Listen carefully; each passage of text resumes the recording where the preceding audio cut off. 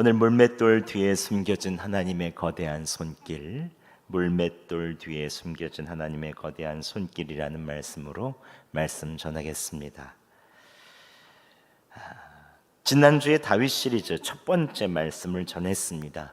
하나님의 마음에 합한 예배자이지만 그 처음은 가족들에게 무시당하는 막내 아들 하카탄이라고 해서 가장 작은 놈, 없는 것처럼 여겨지는 소년이었죠. 가족잔치에도 불리지 못한 막내였지만 하나님께서 그 중심을 보시고 왕으로 기름 부으시죠. 여기까지가 첫 번째 말씀이었습니다. 이제 오늘 왕으로 기름 부음 받은 작은 소년 다윗이 전쟁터로 나갑니다. 그런데 싸움을 하러 나간 것이 아닙니다. 전쟁터에 병사로 나간 3명의 형들을 위해 음식을 가져다 주러 전쟁터로 갔습니다. 아직 성인이 아닌 것이죠. 그런데 어떤 광경이 펼쳐집니까? 블레셋과 이스라엘이 엘라 골짜기를 사이에 두고 대처합니다. 블레셋 진영에서 대표 전사 장수인 골리앗이 나오죠. 키가 6규빗 1뼘, 약 2m 90cm, 크고 백전백승, 화려한 전적을 가지고 있는, 한 번도 진 적이 없는 블레셋 최고의 전사가 그곳에 있었습니다. 아무도 나가지 못하죠. 그런데 형에게 음식 갖다 주기 위해서 온 다윗은 이스라엘을 위협하는 블레셋 장수 골리앗을 보고 이렇게 말합니다. 함께 26절 봉독하겠습니다. 시작. 다윗이 곁에 서 있는 사람들에게 말하여 이르되 이 블레셋 사람을 죽여 이스라엘의 치욕을 제거하는 사람에게는 어떠한 대우를 하겠느냐? 이 할례받지 않은 블레셋 사람이 누구이기에 살아계신 하나님의 군대를 모욕하겠느냐? 아멘. 이 블레셋 사람 죽이면 어떤 대우를 하겠냐? 내가 죽이겠다 이 말이죠. 그때 큰형 엘리압이 이것을 보면서 다윗에게 노를 바랬다라고 말해요. 화를 내면서 얘기합니다. 네가 어디 여기라고 왔느냐? 양떼는 누구에게 맡겼느냐? 나는 내 교만과 내 마음의 완악함을 아노니 네가 전쟁을 구경하러 왔노라 하면서 큰형이 그냥 이 막내 다윗을 막 혼냅니다. 감히. 그때 다윗이 내가 뭘 했다고 화를 냅니까? 그러면서 다시 주변 사람들에게 막 또 얘기를 합니다. 이 블레셋 사람을 죽여서 하나님의 치욕을, 이스라엘의 치욕을 제거하는 사람에게 왕이 어떤 대우를 하겠냐고 했냐? 자기가 나가겠다는 거죠. 감히 할례받지 않는 블레셋 사람들이 하나님의 군대를 모욕하다니 계속 주변 사람들에게 막 입히하고 다녔습니다.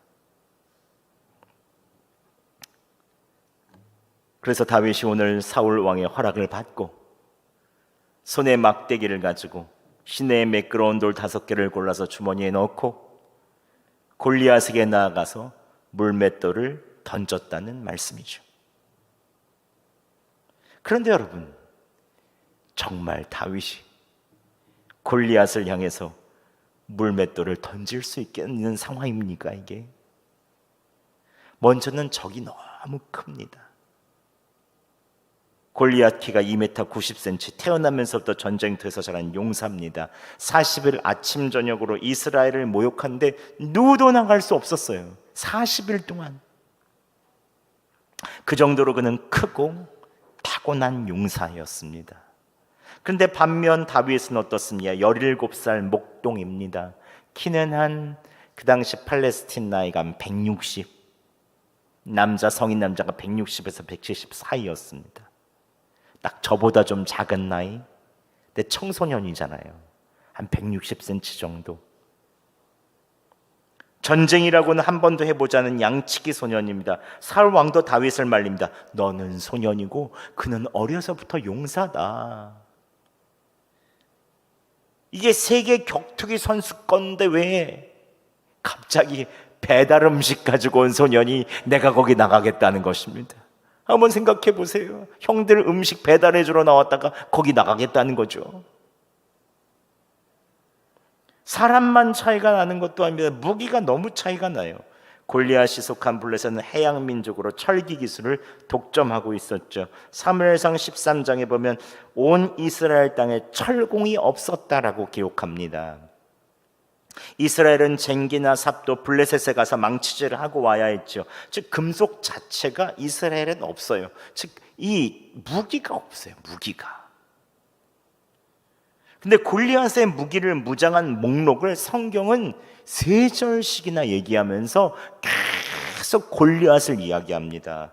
17장 5절에서 7절에 보면 노투구, 비늘 가본 무게만 57kg. 얼마나 무겁습니까? 20kg짜리 3개를 그냥 달고 다닌다고 생각해 보세요. 다리에 놋 각반, 어깨 사이에 놋 단창을 메고 창날 무게만 6.8kg, 방패든 호위병까지 있었습니다. 이것은 오늘날로 비유하면 골리앗이 최신 무기로 무장한 전투기 몰고 나온 거죠. 전투기를 몰고 나온 거예요. 반면 다윗은 갑옷도 없고 칼도 없고 창도 없습니다. 막대기 하나와 물맷돌, 매끈한 돌 5개뿐이에요. 골리앗이 다윗을 보고 43절에 뭐라고 말합니까? 네가 나를 개로 여기고 내가 막대기를 가지고 내게 나왔느냐. 돌은 보지도 못했어요. 여기 주머니에 넣느라고 그냥 막대기만 본 거예요. 최신형 전투기 끌고 나오는데 그 새총 들고 오는 거죠. 막 하는데 새총 들고, 이건 똑같은 거죠. 이게 얼마나 우스운 일입니까?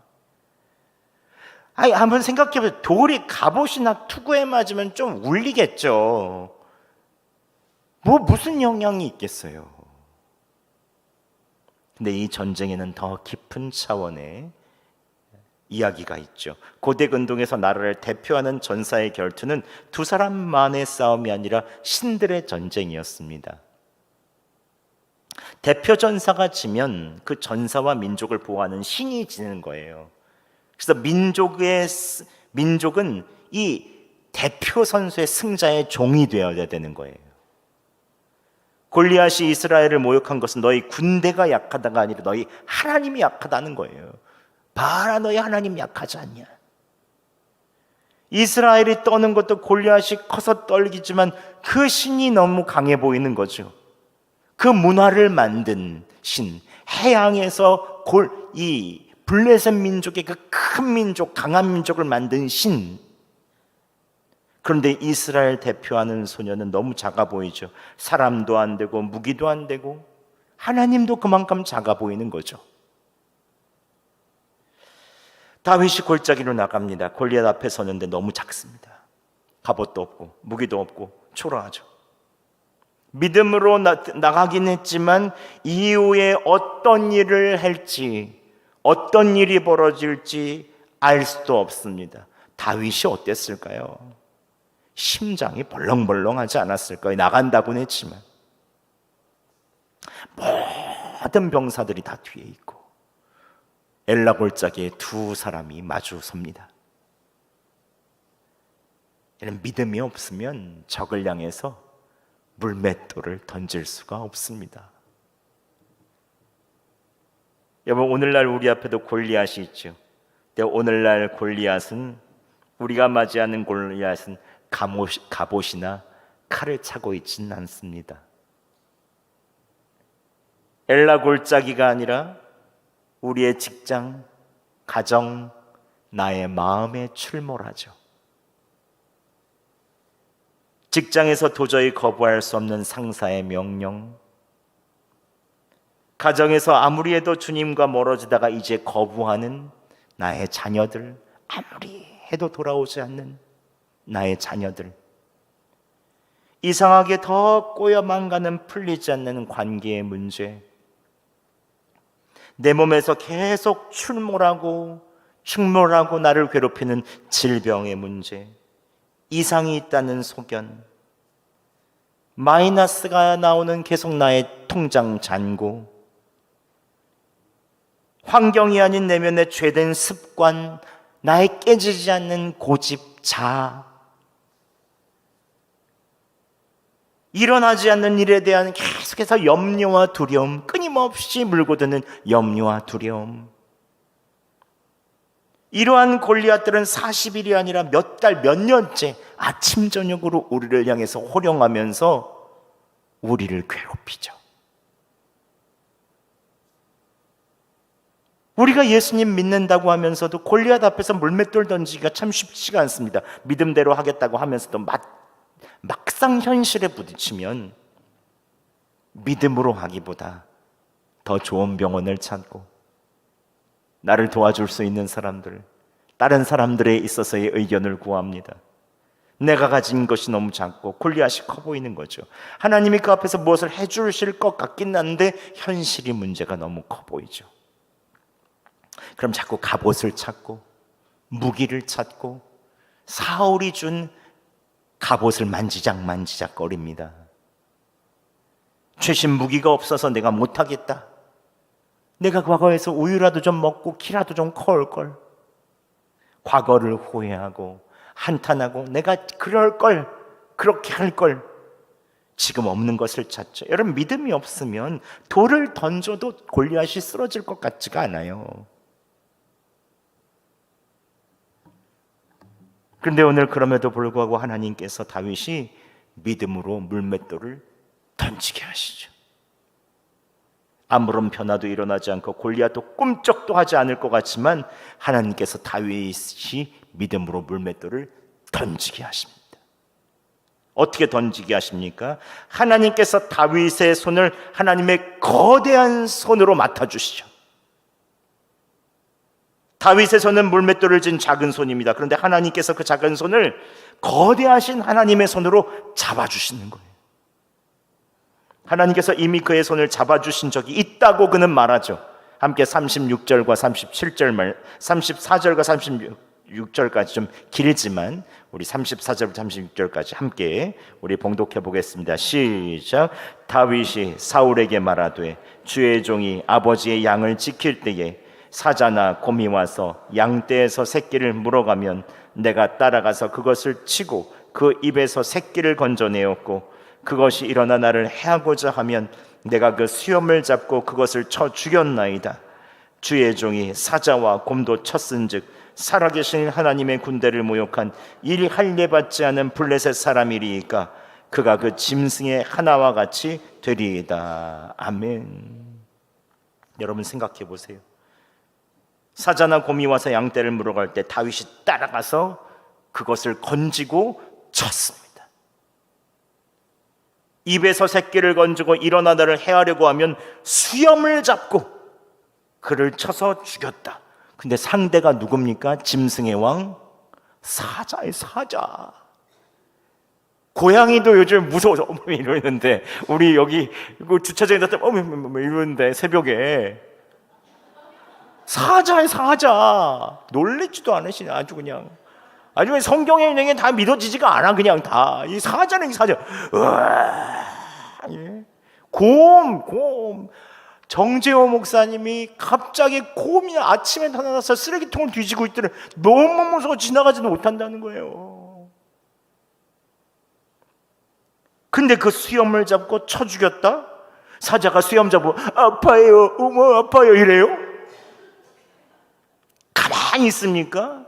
제가 지난 월요일 기도원에 갔는데 진돗개가 제가 반갑다고 제가 뛰어서 안겼는데 힘이 장난이 아니에요. 진돗개가, 요만한 진돗개가 휘청했어요. 하물며 다윗이 양을 뺏어가고 수염을 잡는데 사자가 가만히 있습니까?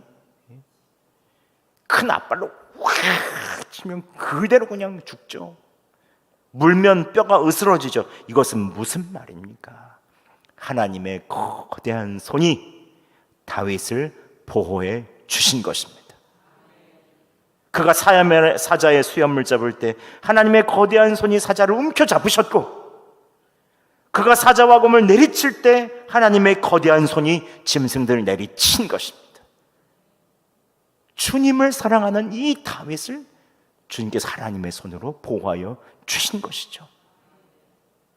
다윗이 물맷돌을 돌려 돌을 던질 때 어떤 일이 벌어집니까? 소년의 작은 손에서 돌이 쉥 하고 날아갑니다.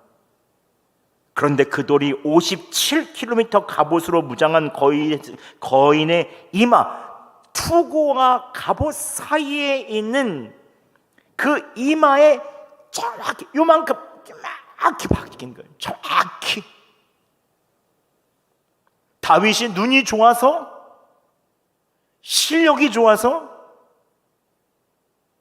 하나님의 거대한 손이 다윗의 작은 손을 통해 역사하여 주신 것입니다. 이게 정말로 놀라운 일이죠. 또 두 번째는 하나님 당신께서 무기가 되어 주시죠. 함께 17장 45절 말씀 저희가 봉독하겠습니다. 시작. 다윗이 블레셋 사람에게 이르되 너는 칼과 창과 단창으로 내게 나아오니와 나는 만군의 여호와의 이름 곧 내가 모욕하는 이스라엘 군대의 하나님의 이름으로 내게 나아가노라. 아멘. 골리앗의 무기는 세 가지입니다. 칼과 창과 단창. 이에 비해서 다윗의 무기는 무엇입니까? 만군의 여호와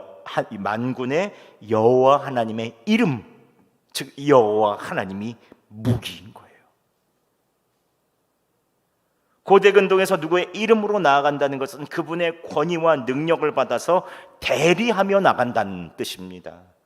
여호와의 이름으로 다윗이 나간다는 것은 다윗이 나가는 게 아니라 여호와 하나님이 나가신다는 거예요. 이게 얼마나 놀라운 고백입니까? 내 무기는 하나님이시다. 하나님. 골리앗은 당시 철긴 최신형 무기를 장착하고 나가지만 하나님께서 다윗에게 최신형 무기는 아니지만 세계에서 전 우주에서 가장 강한 무기 여호와 하나님 당신을 무기로 장착하고 가게 하시는 것입니다. 저는 이 구절을 보면서 멋있다. 우리 하나님 멋있다. 멋있다. 예. 하나님이 무기가 되어 주시니 물맷돌 하나가 골리앗을 쓰러뜨리는 거예요. 그 순간 어떤 일이 벌어집니까? 물맷돌 한 방 맞았는데 골리앗이 죽었다고 얘기하고 있어요. 도대체 얼마나 빠른 속도로 날아가요? 돌 한 방에 사람이 죽습니까? 하나님이 무기가 되시니 물맷돌 하나가 생명을 앗아가는 거예요. 다윗이 여호와의 이름을 무기로 사는 순간 하나님이 역사하여 주시는 것입니다. 여러분 하나님의 이름을 무기로 삼으시기 바랍니다. 그분이 여러분을 위하여 싸워 주실 것입니다. 그리고 이유 세 번째는 이후 해야 할 것을 가르쳐 주세요. 함께 51절 말씀 저희가 함께 봉독하겠습니다. 오늘 본문 다음 말씀이지만 우리 함께 51절 봉독하겠습니다. 시작.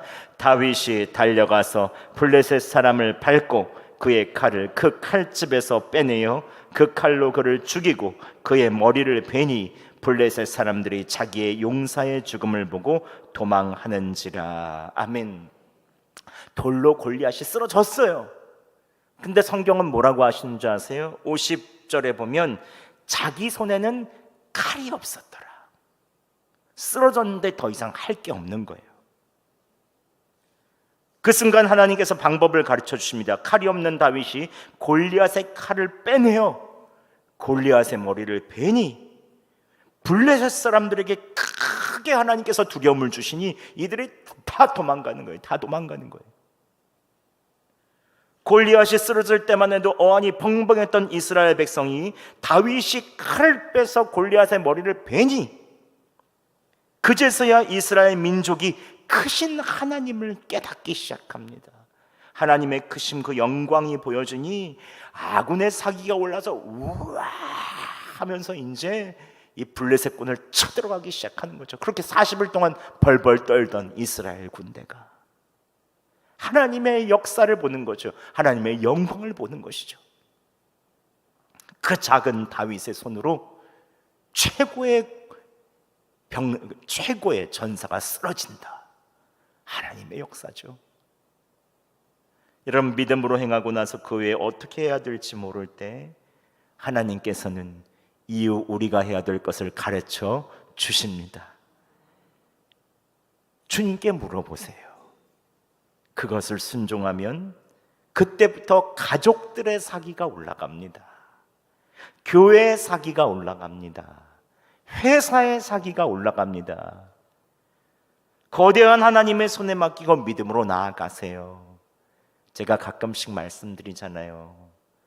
저희 가족 가운데도 한 번씩 부흥회가 있습니다. 제 아내랑 저랑 부부 부흥회를 가끔씩 하죠. 세속적인 말로는 부부싸움이라고 합니다. 의견이 부딪히면 친구라서 막 또 하거든요, 한 번씩. 근데 그때마다 어떻게 해야 할지 모를 때 사과한다고 하기에는 자존심이 허락지 않고, 또 그렇다고 해서 그냥 지나가자니 목사로서 양심이 찔리고, 이럴 때 주님께 물어보는 거예요. 그럼 주님 백발백중 저에게 먼저 미안하다고 해라 라고 말씀하십니다. 그럼 제가 기도하고, 주님, 남자로서 자존심은 상하지만 주님의 말씀에 순종하겠습니다 하고 제가 먼저 미안하다고 하려고 그러면 제 아내의 눈빛이 노곤노곤 변해져 있어요. 이미 하나님께서 역사하시는 거예요. 제가 미안하다 하면 제 아내도 나도 미안해 하면 이제 둘 다 사기가 올라가는 거예요. 그날 밤에 더 굳은 땅에, 비온 뒤에 땅이 굳어진다고, 더 좋은 시간이 있는 거죠. 무슨 얘기하다가 이렇게 됐냐? 주님 말씀에 순종하면 사기가 올라갑니다. 사기가 올라갑니다. 주님의 말씀에 순종하면 가족들에 있어서의 마음이 좋아지고, 회사가 좋아지고, 교회가 좋아집니다. 백발백중입니다. 이거는 내 손에 칼이 없더라도 주님께서 이길 수 있는 방법을 가르쳐 주십니다. 하나님의 말씀대로 순종하며 나아가면 그때부터 하나님의 크심을 모든 사람들이 알면서, 야, 저 사람이 가지고 있는 하나님은 도대체 뭐야 하면서 같이 하나님의 영광을 보면서 나아가는 것이죠. 여러분, 하나님께서 왜 이렇게 작은 소년 다윗에게 물맷돌을 쥐어주셨습니까? 골리앗보다 더 큰 장수를 보내실 수도 있으신 분이세요. 왜 이스라엘에서 찾아서 더 큰 장수 못 보내시겠어요? 천사를 보내서 갑자기 골리앗이 픽 쓰러지라고, 너 감히 하나님의 이름을 모독하냐? 천사를 보내서 픽 쓰러져서 고혈압으로 죽게 하실 수도 있는 분입니다. 그러나 하나님께서 거대한 손을 잡고 다윗의 손으로 쓰러뜨리셔서, 이 사람이 내 아들이다, 내가 기름 부어서 세운 자다, 자랑하고 싶으신 거예요. 하나님께서 내가 가진 것이 물맷돌밖에 없을지라도 오늘 나를 통해서, 하나님의 자녀인 우리를 통해서 골리앗을 쓰러뜨려주고 싶으시죠. 하나님의 거대한 손으로 나의 작은 손을 잡으시고 그의 이름을 무기 삼고, 사랑하는 내 아들 딸아, 던져라 던져라, 괜찮다, 이유는 내가 책임질게, 믿음으로 나아가라. 그의 이름을 무기 삼고 주님 앞에 나아갈 때 주님께서 공격하여 주시고, 주님께서 승리를 주시고 우리를 자랑하고 싶으신 것입니다. 이 사람이, 믿음의 사람이 바로 내 아들 딸이다. 승리를 주시고 자랑하고 싶으신 이것이 하나님의 마음이죠. 여러분, 잠깐 눈을 잠깐 감아 보시죠. 눈을 함께 감아 보겠습니다. 잠깐. 지금 여러분 앞에 서 있는 골리앗은 무엇입니까? 오랫동안 내 삶의 출몰에서 조금씩 내 믿음을 뺏어가고 있는 골리앗, 우리의 환경일 수도 있고 내 안에 있는 마음일 수도 있습니다. 죄된 습관들, 우리에게 있는 고집,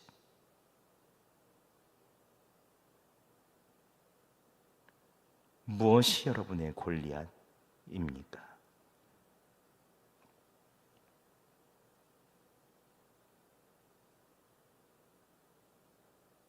다윗의 중심을 보시고 기름을 부으신 그 하나님께서 여러분에게 성령의 기름을 이미 부어 주셨죠. 여러분의 중심을 보시고 믿음으로 돌을 던지자고 하십니다. 하늘의 군대를 지휘하시는 총사령관께서 여러분의 손을 잡으시면 골리앗의 갑옷은 종이장이 되고 전쟁은 반드시 승리합니다. 눈을 떠보시죠. 믿음이란 무엇이라고 생각하십니까? 믿음은 거대한 하나님의 손을 의지하여 그냥 던지는 것이죠. 나의 삶을 던지는 것입니다. 내가 들고 있는 것이 보잘것없다고 생각할 때, 내가 가진 무기가 약하다고 생각할 때 여호와 하나님을 바라보시기 바랍니다. 예수 그리스도를 바라보시기 바랍니다. 그분의 이름이 여러분의 무기가 되어 주실 것입니다. 내 방법을 내려놓고 결과를 주님께 맡기고 믿음으로 나아가는 것, 그런 믿음은 하나님의 손을 의지하며 던지는 것이죠. 오늘 이 일들은, 이 놀라운 승리는 또한 천년 이후 예수 그리스도를 예표하죠. 그 누구도 쓰러뜨린 적이 없는 죄와 사망이라는 적 앞에 서신 예수님, 율법도 선지자도 왕도 이 적을 쓰러뜨리지 못했습니다. 예수님의 무기는 너무 약해 보였죠. 희생과 사랑, 물맷돌을 들고 죄와 사망 앞에 서셨습니다. 십자가에서 그 물맷돌을 들고 죄와 사망을 향해서 던지실 때 하나님의 거대한 손이 죄와 사망을 쓰러뜨리고 예수 그리스도를 죄와 사망에서 일으켜 주셨습니다. 가장 작아 보이는 무기 뒤에 거대한 하나님의 손길이 숨겨져 있죠. 그럼 믿음은 던지는 것입니다. 던지는 것이에요. 내 방법을 내려놓고 하나님의 이름을 믿고 그 모든 것을 다 내려놓고 나아가는 길이죠. 여러분, 골리앗 앞에서 선언하시기 바랍니다. 너는 칼과 창과 단창으로 나가고 오니와 나는 만군의, 네가 모욕하는 만군의 하나님의 이름으로 내게 가노라. 이 말씀을 붙들고 기도의 자리로 나아갈 때 주님께서 승리를 주실 줄 믿습니다. 오늘 말씀을 생각하며 내 앞에 놓인 골리앗이 너무 커서 두려울 때가 있다면 주님 보혈로 씻어 주시옵소서. 물맷돌 뒤에 계신 하나님의 거대한 손을 보게 하여 주시옵소서. 전쟁이 하나님의 손에 속한 것을 믿게 하여 주시옵소서. 내 방법, 내 계획, 내 자존심 내려놓고 주님께 나아가오니 주님, 전쟁은 주님께 있사오니 승리케 하여 주시옵소서. 함께 이 시간 찬양하고 또 기도하며 나아가겠습니다.